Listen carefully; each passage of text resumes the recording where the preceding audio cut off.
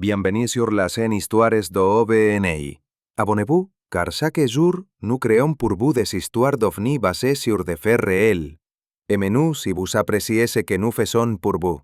C'est le petit matin du 10 mai 1978, dans le village de Milcin, situé à 8 km d'Opoczno, dans la voïvodie de Lublin, en République populaire de Pologne, Jan Wolski, agriculteur de 71 ans, quitte son domicile en charrette tirée par un cheval. Il part inspecter son champ. Les événements qui se déroulent dans les heures qui suivent vont faire connaître son nom bien au-delà des frontières polonaises et resteront dans l'histoire comme l'un des cas les mieux documentés de contacts présumés avec des êtres non identifiés en Europe de l'Est. Ce récit s'appuie sur des documents officiels, rapports d'enquête de police, recherches scientifiques du docteur Zbigniew Wolnar, entretiens publiés dans la presse polonaise en 1978, et le livre L'incident de Milcin, paru en 1996. Chaque élément de cette histoire peut être vérifié à l'aide des sources disponibles. Selon le témoignage de Jan Wolski, recueilli le jour même par un lieutenant de police, entre 7 et 8 heures du matin, son cheval s'est soudainement arrêté sur un chemin forestier. Tout son corps tremblait et il a commencé à reculer. En 40 ans de travail avec les chevaux, je n'ai jamais vu une telle terreur animale, a raconté Wolski, la voix tremblante à se souvenir. Et puis je les ai vus. Bon Dieu, je les ai vus. Wolski aperçut des créatures étranges sur la route. Il les décrivit comme mesurant environ 1,50 m et vêtus de salopettes noires moulantes. Leurs visages. Matka Boska, leurs visages étaient verdâtres, comme ceux de cadavres ayant sombré dans l'eau pendant une semaine. Leurs yeux étaient bridés, sans pupilles, de simples trous noirs qui plongeaient leur regard droit dans l'âme. À la place des oreilles, il y avait de la peau lisse, dit Wolski en fermant les yeux, essayant de chasser l'image. J'avais envie de crier, de courir, mais je ne pouvais pas. Ma langue était collée à mon palais, mes jambes étaient faibles. L'une des créatures leva une main, 4 doigts palmés, et lui fit signe de la suivre. Elle ne parlait pas, mais j'entendais dans ma tête, pas des mots, mais un ordre. Froid, étrange, suivez-nous. Et le pire, c'est que mon corps obéissait. Je hurlais intérieurement, non, je ne veux pas, à l'aide. Mais mes jambes bougeaient toutes seules, comme une marionnette à fil, affirmait le fermier, ressentant une étrange pulsion d'obéissance. Les êtres conduisirent Wolski vers une clairière où se trouvait un objet inhabituel. Quand je l'ai vu, mon cœur a failli s'arrêter. Cette chose était suspendue dans les airs. Suspendue, sans support, sans moteur, juste suspendue au-dessus du sol. Et l'herbe en dessous bougeait comme si elle était vivante, se souvient Wolski. Selon la description du témoin, l'objet avait la forme de 2 soucoupes empilées, de couleur blanc argenté, et mesurait environ 4 à 5 mètres de diamètre. L'un d'eux s'est approché de cette chose, et le métal, Seigneur, pardonne-moi ces paroles. Le métal est devenu liquide. Il s'est ouvert comme de l'eau. Et ils m'ont montré comment entrer. J'ai prié, Notre Père qui es aux cieux, mais mes paroles étaient vaines. Mes pieds m'emportaient dans ce trou. La voix de Wolski se brisa. À l'intérieur se trouvait une pièce circulaire aux murs luminescents. La lumière venait de partout et de nulle part. Elle pénétrait ma peau. Je la sentais jusqu'à mes os. Et au centre se trouvait cette chose. Ni une chaise, ni une table, quelque chose entre les deux. Elle respirait. Je jure devant Dieu, elle respirait. Wolski s'allongea sur l'appareil sous les ordres des créatures. Elles ne parlèrent pas, mais je savais que je devais m'allonger, et je le fis, comme un agneau à l'abattoir. Katarzyna, pensai-je à ma femme, pardonne-moi, je ne reviendrai pas. Des instruments en forme de tige apparurent au-dessus de Wolski, examinant son corps sans toucher sa peau. Ces choses sont apparues de nulle part. De fines tiges métalliques avec des boules aux extrémités. Elles se déplaçaient d'elles-mêmes, sans main, sans fil. Elles planaient au-dessus de moi, comme des guêpes au-dessus d'une charogne, frissonna Wolski à se souvenir. Alors qu'il s'approchait de ma tête, j'ai senti comme si des milliers d'aiguilles de glace me transperçaient le crâne. Pas de douleur, mais pire que la douleur. Comme si quelque chose effouillait mon cerveau, lissant mes pensées. en extrayant des souvenirs. J'ai vu mon mariage, la naissance de mon fils, la mort de ma mère. Tout cela en même temps. Et ils l'ont vu aussi. Il a décrit la sensation comme des picotements et du froid. Le froid venait de l'intérieur, de mes os. J'avais envie de crier, mais ma bouche ne s'ouvrait pas. J'aurais voulu prier, mais je ne me souvenais d'aucune prière. Je restais allongé là, à regarder ces créatures m'examiner comme un morceau de viande. L'opération a duré une dizaine de minutes. Les créatures émettaient des sons semblables à des chants d'oiseaux. Mais ce n'étaient pas des oiseaux. Ces sons, ils étaient faux. Comme si des oiseaux morts essayaient de chanter. Aigus, stridents, ils râpaient l'oreille. Et j'ai compris. Ils parlaient de moi. Ils décidaient quoi faire de moi. Puis l'un d'eux s'est approché très près. Il s'est penché sur moi. Ses yeux, il n'y avait pas d'âme en eux. Juste une curiosité froide, comme un scientifique découpant une grenouille. Il a regardé, et j'ai senti quelque chose en moi mourir. Une partie de moi est restée là, dans cette satanée assiette, je le sais. Volsky rentra chez lui et raconta à son fils ce qui s'était passé. Mon père est rentré en titubant, blanc comme un linge. Raconta plus tard Henryk Volsky au journaliste. Il tremblait de partout et répétait sans cesse. Ils m'ont pris, Henryk. Ces salauds m'ont pris. Je n'avais jamais vu mon père aussi effrayé. C'était un homme fort. Il avait traversé la guerre. Mais ce jour-là, il pleurait comme un bébé. Fils, dit Yann en saisissant la main d'Henryk, j'ai vu l'enfer. Pas celui dont parle le prêtre. Le véritable enfer. Ils ne sont pas de notre pays. Peut-être même pas de notre monde. Et ils reviendront. Je le sens. Ils m'ont marqué. Le même jour, il s'est rendu au commissariat d'Opochno, je dois le dire. Il faut que les gens sachent, a insisté Volsky. L'officier de permanence, le lieutenant Stanislav Plis, a enregistré son témoignage. L'homme était en état de choc profond, a noté Plis dans le rapport. Ses mains tremblaient tellement qu'il ne pouvait pas signer. Il a répété à plusieurs reprises « Ils sont réels. Je jure devant Dieu et tous les saints, ils sont réels. » Plis organisa une visite sur les lieux. Quand nous sommes arrivés à la clairière, Volsky a refusé de s'approcher du cercle, se souvient le lieutenant. Il s'est tenu sur le côté et a murmuré des prières. « Ne vous approchez pas trop », a-t-il averti. « Cet endroit est maudit. Ils ont laissé quelque chose ici.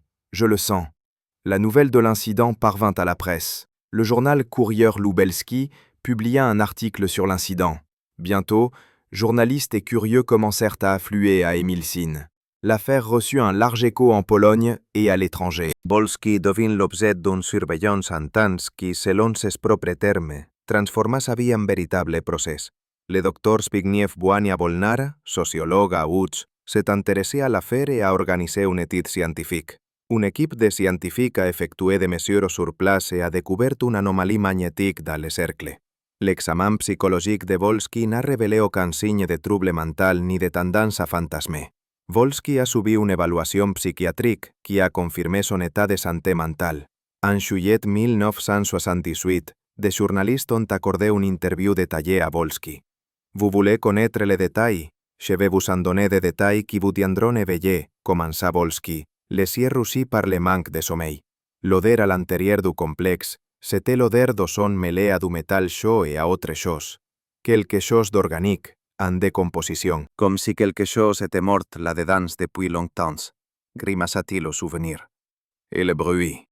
Il y avait un autre bruit que je n'ai pas remarqué tout de suite. Un léger bourdonnement, une vibration qui traversait le sol, cette chaise, et me pénétrait jusqu'aux os. Il est encore en moi. Je le sens la nuit.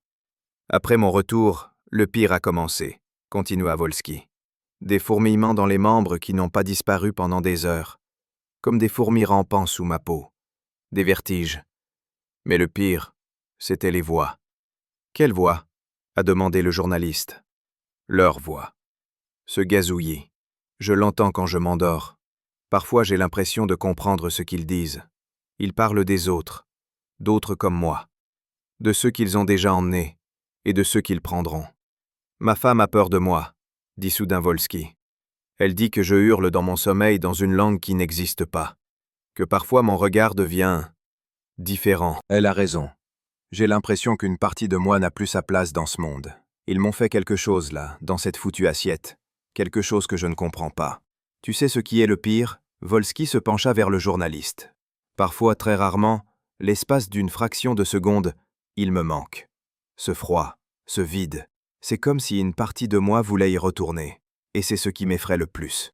Les traces de l'incident ont persisté pendant une durée inhabituellement longue. Cet endroit est maudit, ont déclaré les habitants. Même des mois après l'incident, le cercle était encore visible. L'agriculteur Kazimierz Kowalczyk a raconté « Ma vache broutait à proximité et s'est égarée dans le cercle. Elle est devenue folle. Elle s'est mise à meugler, à se débattre, les yeux exorbités. Je l'ai sortie de là de justesse. Aucun autre animal ne s'approche d'ici. Les chiens hurlent à leur passage. Les chevaux se cabrent. L'herbe ici poussait différemment, pâle, presque blanche. Elle pousse en spirale, remarqua un enseignant local. Comme si quelque chose sous terre la forçait à s'enrouler. Les enfants ont peur d'y aller. Ils disent entendre des sons étranges. Les mêmes gazouillis que ceux décrits par Volsky. L'anomalie magnétique découverte par les chercheurs persistait également. Les boussoles s'emballent à cet endroit, a déclaré l'un des scientifiques. L'aiguille tourne comme une tornade. Et les instruments électroniques, ils se comportent bizarrement. Ils affichent des données qui ne devraient pas être là. L'incident a attiré l'attention de la communauté ufologique internationale. Les autorités polonaises n'ont pas entravé les recherches, ce qui était inhabituel pour un pays socialiste à l'époque. L'affaire Emilsine est devenue l'un des incidents OVNI les plus médiatisés du bloc de l'Est. Jusqu'à la fin de sa vie, Jan Volsky a insisté sur la réalité de son expérience. « Ils m'ont volé mon âme ce jour-là », a-t-il déclaré dans l'une de ses dernières interviews en 1989. « Les gens rient, me traitent de fou. Mais je connais la vérité. J'étais là. J'ai vu leur monde, froid, étranger, sans aucune place pour les sentiments humains. Et vous savez quoi? Ils m'observent toujours. Je ressens leur regard, surtout la nuit. Parfois, je me réveille et je vois des ombres près de la fenêtre. Des ombres irrégulières. Ma femme dit que ce sont des branches d'arbres, mais je suis plus malin. Il vérifie. Il voit ce qui est arrivé à leur cochon d'Inde. Il n'a jamais modifié ni rétracté son témoignage, malgré le scepticisme de beaucoup et les épreuves que sa célébrité lui a infligées. Qu'il rit, a-t-il dit. Mais quand ils reviendront, et ils reviendront, souvenez-vous du vieux Volsky. Souvenez-vous-en. Et priez pour qu'ils ne vous choisissent pas. Volsky est décédé le 14 février 1990, à l'âge de 83 ans. Son fils, Henrik, a déclaré Lors de sa dernière nuit, mon père était calme. Pour la première fois depuis 12 ans. Il a regardé par la fenêtre et a souri. Ils sont venus me dire au revoir, a-t-il dit. Maintenant, je suis libre. Au matin, nous l'avons retrouvé mort. Il affichait un étrange sourire, et la pièce sentait le son. En 1996, le docteur Zbigniew Bwana-Bolnar a publié l'ouvrage L'incident d'Emilsine, qui compile tous les documents disponibles sur l'affaire. L'ouvrage comprend des transcriptions, des photographies, des résultats de recherches scientifiques et des entretiens avec des témoins. Il constitue la source d'information la plus complète sur l'incident. En 2005, un monument a été érigé sur le lieu du contact présumé. Le cube de métal porte l'inscription « Le 10 mai 1978, un événement s'est produit à Emilsine, marquant le début de l'ère spatiale pour cette région. » Le monument est devenu une attraction touristique, attirant des visiteurs du monde entier. Le site de l'incident d'Emilsine est encore visitable aujourd'hui. Il est signalé par des panneaux d'information. Chaque année, le 10 mai, des passionnés d'ufologie s'y rassemblent. Le musée local abrite des copies de documents relatifs à l'incident et des photographies de 1978. L'incident d'Emilsine demeure un mystère non résolu. Les preuves matérielles étaient réelles et documentées. L'état de santé mentale du témoin a été confirmé par des spécialistes. Les explications avancées pour expliquer l'incident vont du contact avec une civilisation extraterrestre à un phénomène naturel ou psychologique inconnu. Cependant, aucune des explications proposées ne permet de rendre pleinement compte de tous les aspects de l'incident. L'histoire de Jan Volsky soulève d'importantes questions sur la nature de la réalité et la véracité de la perception humaine. Quelle que soit la véritable nature de ce événement du 10 mai 1978, l'incident d'Emilsine a profondément marqué la culture et l'histoire polonaise.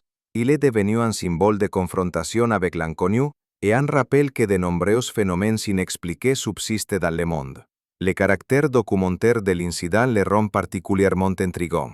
Contrairement à de nombreux autres cas d'OVNI, qui reposent sur des rumeurs ou des témoignages isolés, le cas de Milsin est étayé par des documents officiels, des recherches scientifiques et de multiples témoignages. C'est là en fait l'un des cas les plus convaincants de l'histoire de l'ufologie. L'incident a eu un impact profond et durable sur la communauté locale. Et Milsin, village obscur, est devenu un lieu de pèlerinage pour les chercheurs en phénomènes paranormaux. Les habitants ont appris à vivre avec cette notoriété, même si les avis restent partagés. Certains sont fiers de l'histoire si unique de leur village, tandis que d'autres préfèrent l'oublier. La communauté scientifique reste divisée quant à son appréciation de l'incident. Les sceptiques soulignent l'absence de preuves physiques d'une origine extraterrestre. Les partisans d'explications alternatives insistent sur le caractère inhabituel des traces physiques et l'absence d'explications conventionnelles satisfaisantes. La plupart des scientifiques s'abstiennent de tirer des conclusions définitives. L'incident de Milsin est entré dans le manuel d'histoire régionale et s'est intégré au folklore local. Plusieurs ouvrages et documentaires ont été consacrés à ce sujet. L'histoire continue d'attirer l'attention des chercheurs et des amateurs de romans policiers. Chaque nouvelle génération réinterprète les événements de 1978 à la lumière de connaissances et de technologies modernes. L'aspect psychologique de l'histoire de Wolski est particulièrement important. Un homme menant la vie ordinaire d'un fermier polonès se retrouve soudain au cœur d'événements extraordinaires. Sa réaction face à ce qui s'est passé, de son désir initial de partager son expérience à ses regrets ultérieurs, illustre le côté humain du phénomène OVNI. Wolski a payé le prix fort pour sa franchise, perte de sa vie privée, isolement social, moquerie constante et méfiance. Le contexte religieux de l'incident est également significatif. En Pologne catholique, la rencontre avec des prétendus extraterrestres a suscité un débat théologique. Les prêtres locaux s'étaient divisés. Certains y voyaient une manifestation de forces démoniaques, tandis que d'autres reconnaissaient la possibilité d'autres formes de vie dans la création divine. Ce conflit a influencé l'attitude de la communauté locale envers Wolski. Les détails techniques décrits par Wolski intéressent les chercheurs. La description de l'engin, de soucoupe repliée flottant au-dessus du sol, est devenue un classique de l'ufologie. La description d'un examen médical réalisé avec des instruments non invasifs rappelle les technologies médicales modernes inaccessibles à l'agriculteur polonais en 1978. Cela donne de la crédibilité à son récit, ou, selon les sceptiques, témoigne de l'influence de la science-fiction. L'analyse linguistique du témoignage de Wolski révèle une grande cohérence. Au fil des ans, il a répété son récit avec un minimum de variations. Ceci est typique de souvenirs authentiques ou de convictions profondes.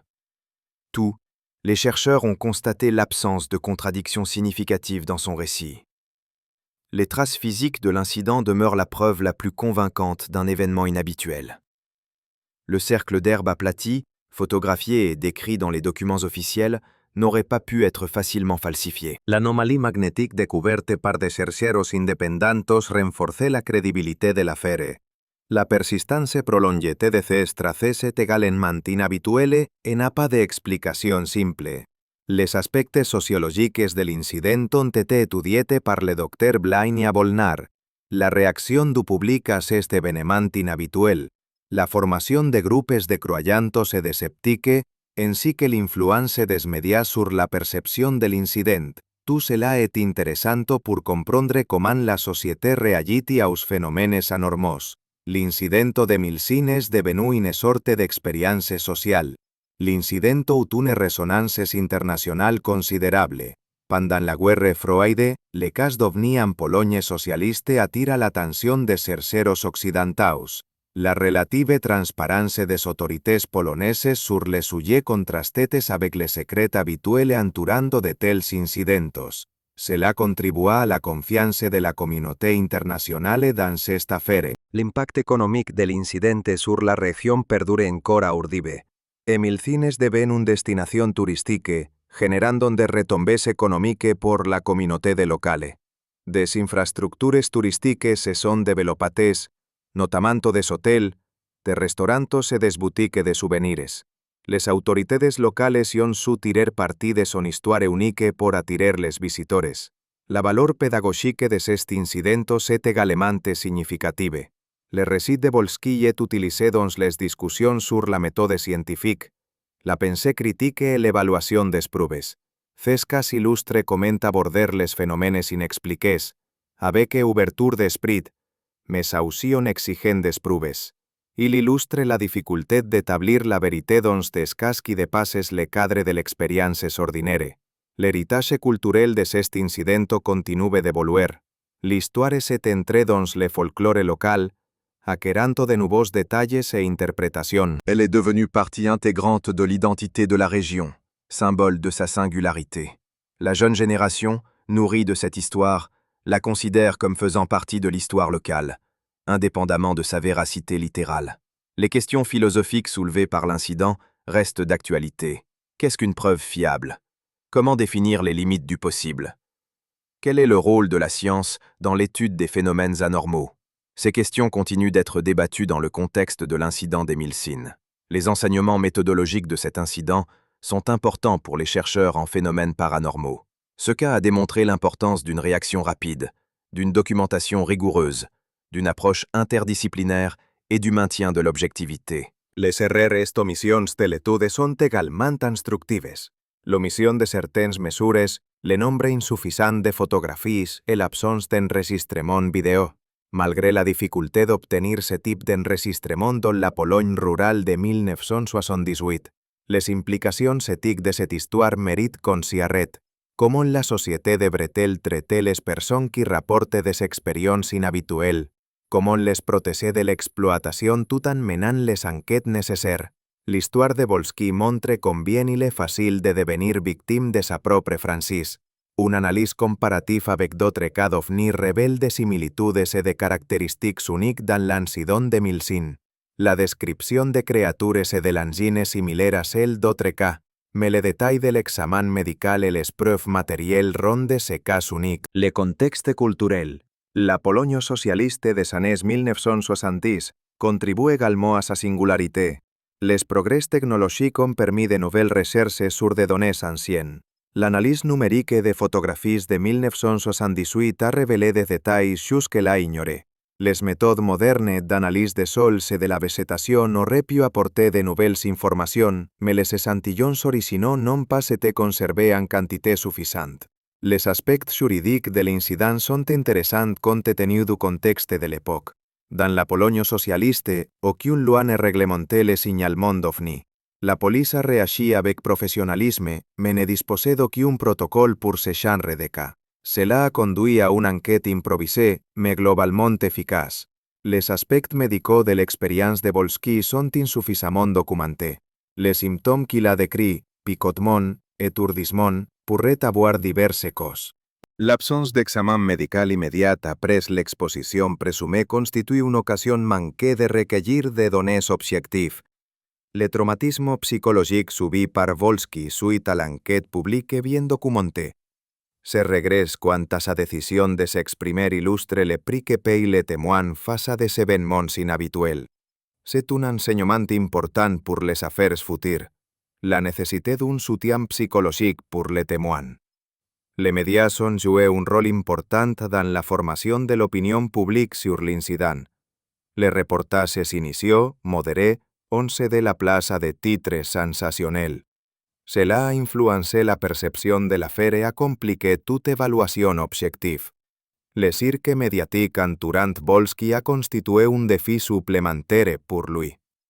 La prudence scientifique dans l'évaluation de l'incident demeure un exemple d'approche responsable. Les chercheurs qui ont étudié le cas ont évité de tirer des conclusions définitives, présentant les faits et laissant le lecteur tirer leurs propres conclusions. Cela contraste avec la tendance au sensationnalisme de l'ufologie populaire. L'impact à long terme de l'incident sur l'ensemble de la région fut positif. Émile Sine acquit une reconnaissance internationale, des avantages économiques et une identité unique. Les aspects négatifs, la division de la communauté et les souffrances de Volsky, s'atténuèrent avec le temps. L'histoire devint partie intégrante du patrimoine local. L'état actuel du lieu de l'incident témoigne de son importance. Un monument, Des plaques d'informació et des infrastructures touristiques témoignent de l'impact que l'événement de 1978 continue d'avoir sur la vie de la région. Des rassemblements annuels, le dimé, perpétuent la mémoire de l'incident. L'intérêt académic pour ce cas perdure. Des étudiants redis des tests, des chercheros publiquent des articles et des conférences inclune des comunicacions sobre 2005. Este cas esdevenceu un clàssic de l'ufologia e certe d'exemple pedagogique dans diverses disciplines. Des qüestions tècniques restes en reponse. Comanto le cercle parfait d'herbe aplaties est-il formé? Quelle est la cause de l'anomalie magnétique? Pourquoi la traînée a-t-elle persisté si longtemps? Tes qüestions continuen d'intriguer les chercheros et les amateurs de mistères. L'histoire humaine de Jan Wolski reste au cor de cet incident. Un simple agricultor, prise sans les savoir dans des événements extraordinaires, simbolise le xoc d'un person ordinaire face a l'inexplicable. Son courage a defondre sa vérité, malgré les consequences, force le respecte, même sech l'esceptique. El contexte culturel de la Pologne de 1978 és important pour comprendre l'incident. Le pays était sous régime communiste. L'information était contrôlée. Mais l'incident de 2005 a bénéficié d'une publicité inhabituelle. Cela confère de la crédibilité. Les autorités n'auraient pas permis une telle publicité sans justification impérieuse. La collaboration internationale dans cette étude de cas était remarquable pour l'époque. Malgré la guerre froide, les autorités polonaises autorisèrent les chercheurs occidentaux à étudier l'incident. Cela contribua à l'objectivité de la recherche et à la reconnaissance internationale de l'affaire. L'évolution des attitudes face à cet incident est révélatrice. Du choc initial et de l'intense intérêt, en passant par un période d'escepticisme, jusqu'à l'acceptation moderne de l'incident comme partie intégrante de l'histoire de la région. Cette évolution reflète l'évolution des attitudes du public envers les phénomènes inexpliqués. Les preuves documentaires de l'incident, bien qu'incomplete, demapioren parmi les millores disponibles por este tipo d'affaires. Rapport officiel, fotografie, mesures scientifiques et multiples entretiens constituent autant de base solide pour l'enquête. L'absence de certaines données, examen médical immédiatement après le contact, mesures physiques plus détaillées, constitució una occasió manquée, mais ne constitució pas un factor discreditant. La valor pedagògique d'este cas és considerable. L'histoire cert està a ensenyar la pensée critique, la méthode scientifique, la sociologie et la psychologie. Elle démontre la complexité de l'établissement de la vérité et l'importance d'un approche ouverte més critique face les afirmacions inhabituelles. La portée symbolique d'estes incidents dépasse l'ufologie. Il est devenu un symbole de rencontre avec l'inconnu, des limites de la connaissance humaine et du courage d'être témoin d'expériences extraordinaires. Pour beaucoup, l'histoire de Wolski représente l'espoir que nous ne sommes pas seuls dans l'univers. La mémoire locale de cet incident se transmet de génération en génération. Les enfants qui ont grandi à Emilsin après 1978 connaissent cette histoire comme un élément de l'identité locale. Les habitants plus âgés, qui se souviennent personnellement de Wolski, transmettent leurs souvenirs. Cette tradition orale complète les documents officiels. Le mystère scientifique entourant cet incident demeure entier. Malgré des décennies de recherche, il n'existe aucun consensus sur la nature des événements du 10 mai 1978. Cette affaire représente donc un défi constant pour les chercheurs et nous rappelle les limites de notre compréhension. Les questions existentielles soulevées par l'incident continuent de résonner. Si Wolski disait vrai, qu'est-ce que cela signifie pour l'humanité?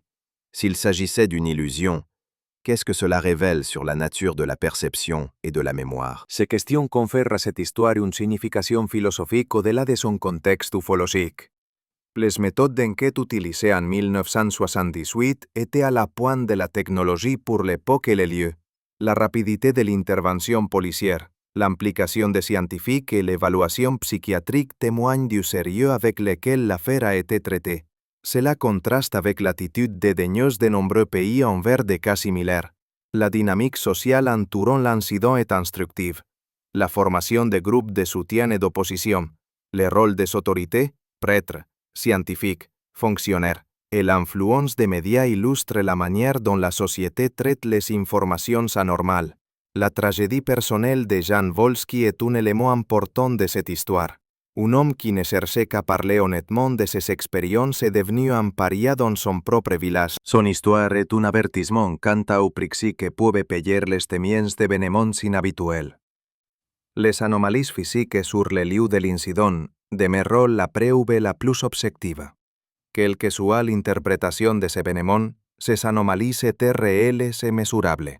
Elles prouvaient que cet incident n'est ni un simple fantasme ni un canular. Le contexte temporel est important. En 1978, avant l'ère d'Internet, des images de synthèse de la culture ovni répandues en Europe de l'Est, Volsky avait du mal à obtenir les informations nécessaires pour créer une histoire convaincante. Cela renforce la crédibilité de son récit. L'absence de gain matériel est significative pour Volsky. Il ne cherchait pas à tirer profit de son histoire, ni à devenir célèbre. Au contraire, il regrettait la publicité reçue. Cela contraste avec de nombreuses autres affaires d'OVNI, où l'on soupçonne des motivations mercenaires. La cohérence du récit de Volsky au fil des ans est remarquable. Même sous la pression, sous le ridicule, et lors de diverses interviews, il a raconté la même histoire. C'est caractéristique de souvenirs sincères ou de convictions profondes. La réponse des autorités a été exceptionnellement constructive. Au lieu d'étouffer ou de ridiculiser l'affaire, elles ont mené une enquête. Cela pourrait indiquer qu'elles considéraient l'affaire comme digne d'attention, ou peut-être la relative indulgence du régime polonais à cet égard. L'impact scientifique de cet incident est considérable. Cette affaire a stimulé la recherche sur les phénomènes anormaux en Pologne, conduisant à la création de groupes de recherche et à la publication d'articles scientifiques. Elle a démontré que de tels phénomènes peuvent et doivent être étudiés scientifiquement. L'assimilation culturelle de cet incident est révélatrice. D'un événement choquant, il est devenu un élément de l'histoire locale et une attraction touristique. Cette transformation démontre la capacité de la culture à absorber et à normaliser même les événements les plus inhabituels. Les questions épistémologiques soulevées par cet incident sont fondamentales. Comment connaître la réalité? Qu'est-ce qui constitue une preuve suffisante? Comment distinguer la vérité de l'illusion? Ces questions confèrent à cette affaire une signification philosophique. La dimension humaine de l'histoire demeure particulièrement captivante. Jan Volsky n'est pas un témoin abstrait, mais une personne réelle, avec une famille, des voisins et un quotidien. Son expérience montre comment quelque chose d'inhabituel et d'inexplicable peut s'immiscer dans la vie ordinaire et la bouleverser à jamais. Le mystère de Milcin reste entier. Contact avec une civilisation extraterrestre, phénomène naturel inconnu, phénomène psychologique ou autre, nous l'ignorons. En revanche, l'événement a bel et bien eu lieu et a laissé des traces. L'histoire de Jan Volsky nous rappelle que le monde est rempli de mystères et qu'une personne ordinaire peut parfois être témoin de l'extraordinaire. L'héritage de cet incident perdure dans le monument érigé sur le site, dans les livres et les films, et dans les mémoires. Chaque année, le 10 mai, un petit groupe de personnes se rassemble dans la clairière où Jan Volsky prétendait avoir rencontré des êtres venus d'un autre monde. Il reste silencieux, contemple le ciel et médite sur le mystère qui demeure irrésolu des décennies plus tard. L'histoire d'Emilcin continue, nous rappelant les limites de notre connaissance et le mystère infini de l'univers que nous habitons. Merci de votre écoute. Si vous avez aimé cette histoire, abonnez-vous à notre chaîne pour ne rien manquer. Dites-nous dans les commentaires si vous croyez aux ovnis. Avez-vous déjà vu quelque chose d'inexplicable vous-même ?